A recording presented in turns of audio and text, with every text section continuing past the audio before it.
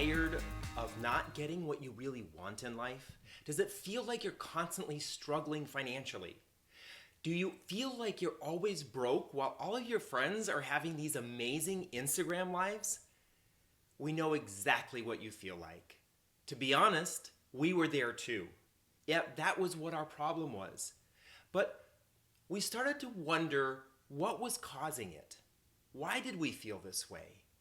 It wasn't our jobs, it wasn't our income or our relationship, it wasn't where we lived or what our friends or our family thought of us. So what was it? What was so interesting is we finally figured out what it was. It was our way of thinking.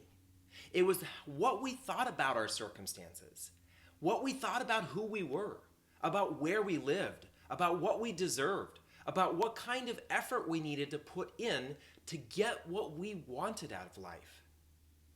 What's so interesting is Gandhi said exactly what we should be doing.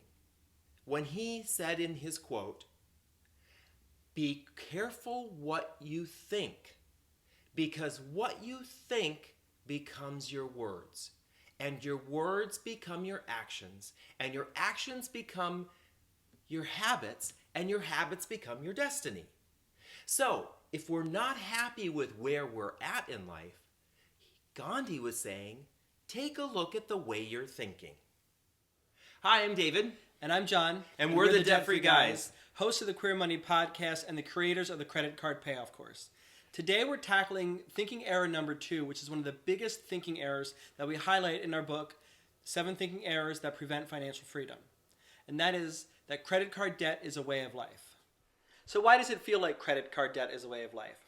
Well, as David said earlier, it's rooted in the way that we're thinking. It's because of how we think about ourselves, about being LGBTQ, and about money. So let's see what the LGBTQ community is saying about the intersection of being LGBTQ and money. Christian S. says, "Why is it so expensive being gay?" Justin W. asks, "Why do we, as a community, hold ourselves and each other to such toxic ideals of beauty, perfection, and masculinity? It costs a lot of money to have the perfect body, perfect skin, perfect hair, etc." Wayne asks, "We insist on having the finest of everything. If you buy into that, you're going to spend a lot of money. Why do we do that to ourselves?" Joseph F. says, "My friends and I spend too much time and money at the bars and clubs. That's expensive as F." So what are the drivers to this way of thinking? Why do so many of us feel like we have to be the perfect gay, however we define that? Is it rooted in our feelings of inferiority? Do we feel inadequate, insecure? Are we making up for our past of being bullied and picked on as children, so we're overspending as adults? Are we trying desperately to fit in that we'll spend our money on any and everything, regardless of its expense? Are we seeking validation, love, acceptance from our friends, our community, our neighbors, our partner, our spouse?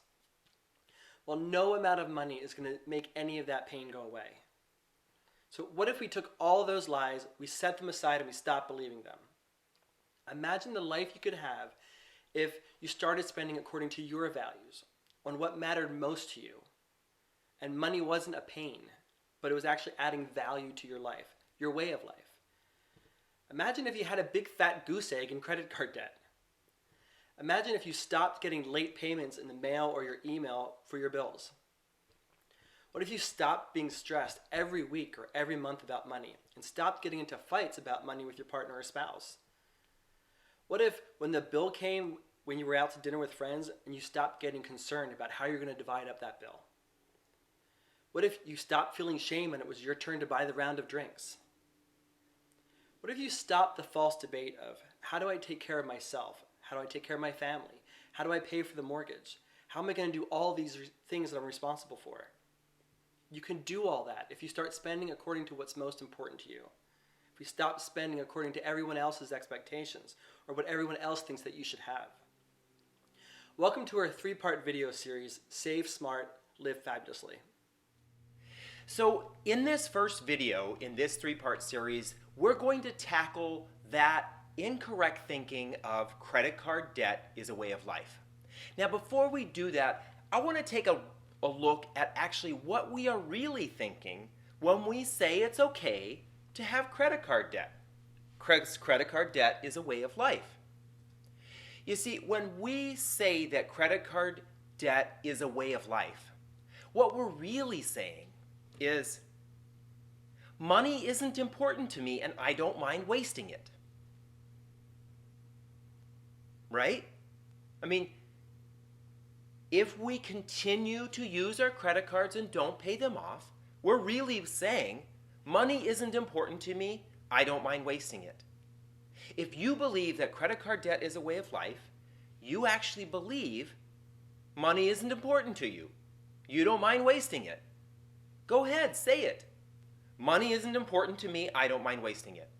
Money isn't important to me, I don't mind wasting it. Well, that's crazy, right? You're probably thinking to me, that's just a crazy way of thinking. But take a look at it. When you purchase something on a credit card and you don't pay it off right away, what happens? So the next month you may pay for a portion of it, but then you're charged interest on the portion you didn't pay off. And then the next month you pay for another portion of it and you're charged interest, but you're also paying interest on the interest from last month. And then the next month you pay a portion of it and then you're charged interest, and you're charged interest on last month, and then you're charged interest on the interest from the interest before. All of a sudden, the longer it takes you to pay something off, the less and less and less you're actually paying for it, and the more and more and more interest you're paying. Your hard-earned money is actually paying interest, not for the thing that you really wanted to get. So it would almost be like if you came into my store and I had something for sale and I said it was $100. And so you gave me $100 and I said, wait, before you leave, starting next month and for the next 10 years, you need to give me $5 a month. What would you say to me? You would say, that's crazy, David. I already paid for this. We're doing the exact same thing when we don't pay off our credit cards. We're basically paying for something eventually, but then until our credit cards are paid off, we are paying interest on interest on interest on interest on interest. We're throwing away our money. And that's why believing that credit card debt is a way of life is so detrimental, not only to our present financial condition, but to our financial future. And that's why we need to fix this. We need to change this thinking. We need to believe that money is important to us and I don't want to throw it away. So now John's going to talk a little bit about the feelings that are associated with what it's like to actually have that kind of financial freedom. So how do we make those negative emotions about money go away? How do we take that negative money story and put it back up on the shelf? Well, we could have less stress, more happiness, better sleep at night, better relationships with our friends, our colleagues, our peers, our spouse, our family. We could have more financial security. We wouldn't necessarily feel compelled to spend money we don't have to seek other people's approval for validation. We wouldn't spend our money that we don't have to try to make up for the past. So how do we change that? How do we rewrite our money story? Well, let me give you some background on David and me. We got together about 16 years ago, and a year and a half after that, we finally confessed to each other. We came out of the closet about our money and confessed that we had $51,000 in credit card debt between the two of us. $51,000. That's a 10% down payment on a $500,000 house, or the price of a really nice car. And what was most disappointing was the fact that between the two of us, we had 13 years of combined experience in financial services, helping other people with their money, but we clearly weren't helping ourselves. But the biggest shocker of them all, was that we were paying $10,000 a year in credit card interest payments, just for the privilege of carrying credit card debt. There was no other return other than that. That is ridiculous. But that story doesn't stop with us.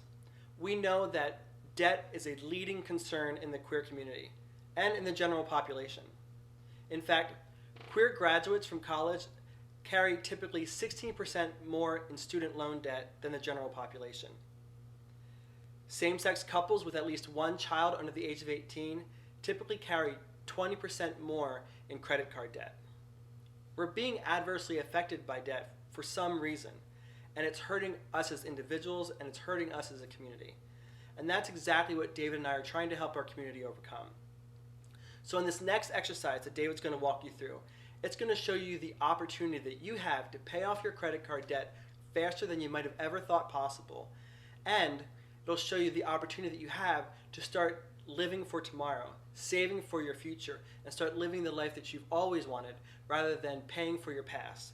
Because the fact of the matter is, our debt anchors our future earnings to our past. All right, so we want to introduce you to a tool that will help you pull up that anchor so you're not anchored to credit card debt anymore. This is a tool that we developed after we realized how much credit card debt we had and how much interest we were paying. It is called the Credit Card Interest Rate Reality Check. And really what this tool will do is it will show you what your credit card debt is truly costing you, what you're giving up, so that you no longer have to say, money doesn't matter to me, I don't mind wasting it. You can actually change that. So we have this tool available to you for free. You can go to debtfreeguys.com/reality check. You can find it down here, debtfreeguys.com/reality check. Now I want you to download the tool, and what you're going to do is you're going to need some things, so you probably don't have everything available to yourself right now. So watch the rest of the video and then come back to this point so that you can follow through and complete the instructions here. But I'm going to walk through them right now because it's really important to see why this particular exercise is so important. So what you're going to need after you've downloaded the Interest Rate Reality Check are the credit card statements for all of your credit cards. So whether you have one credit card or 21 credit cards, you're going to need last month's statement for all of those credit cards. So most of those you should be able to get online. Hopefully you didn't throw them out if you get them in the mail. So get those statements so that you can complete this exercise. Now right now I'm going to walk you through a scenario of someone who is doing this so that you can see how important doing this exercise is. So in this particular scenario, we have someone who has 3 credit cards. They've gathered up their statements and they are ready to fill out the credit card the credit card interest rate reality check. So they look at their first statement, and that statement has a balance of $2,500. And last month they paid $27.06 in interest. The next credit card has a balance of $4,000, and they paid $60 in interest on that credit card. The next credit card has a balance of $1,500. They paid $26.25 in interest. So, they have a total of $8,000 in credit card debt. And those interest payments, they don't sound like a whole lot of money, right? $27, $60, that's a little high maybe. $26, not a big deal, right? Well, when we multiply that by 12 for all of those and add it up, they are paying approximately $1,360 a year in interest. Now, what would you do with $1,360? There's a lot of things you could do with that kind of money. You could take a trip to Mexico. It's almost 3 payments for a car payment. 8 trips to a spa. 25% of maxing out your IRA. And for some of you who feel desperate about where you're at in your financial state, that's almost 3 months worth of groceries for you and your family. That is an amazing amount of money that this individual doesn't think is important and doesn't mind wasting. That's pretty surprising, right? Yeah. Imagine how we felt when we realized that we were paying $10,000 a year in credit card interest payment ourselves. We were shocked. So if after completing the credit card interest rate reality check for yourself or your family, and you're feeling frustrated, we're here to tell you to not be. That frustration really means an opportunity. An opportunity to pay off your credit card debt faster than you might have ever thought possible. But the secret sauce right now is to stop using your credit cards and to figure out a way to rein in those credit card interest payments. We'll help you more with the latter in a future video. But for now, the question that comes up for people is, how do I stop overspending? How do I stop using my credit cards and compounding my current money problems, yet still enjoy my life? We still want to have a good life, right? How do I still have fun with my friends without dreading my friend ordering another round of drinks? How do we meet the guy or girl of our dreams without overspending on a false facade? How do we be truly engaged during family time rather than worrying about a mortgage payment, a car payment, or the risk of losing our job? Well, that's what we're going to talk about in the next video, part 2 of this video series. So if you haven't done it already, go ahead and go download the credit card interest rate reality check. You can get it at debtfreeguys.com/reality check. Remember, the whole goal here is to help you open up your eyes as to how much money you really are wasting, so that you can pull up that anchor and let that debt go. We don't want to be paying for that anymore. So go ahead and download it. If you have any questions, feel free to email us at david.otten@debtfreeguys.com. Thank you.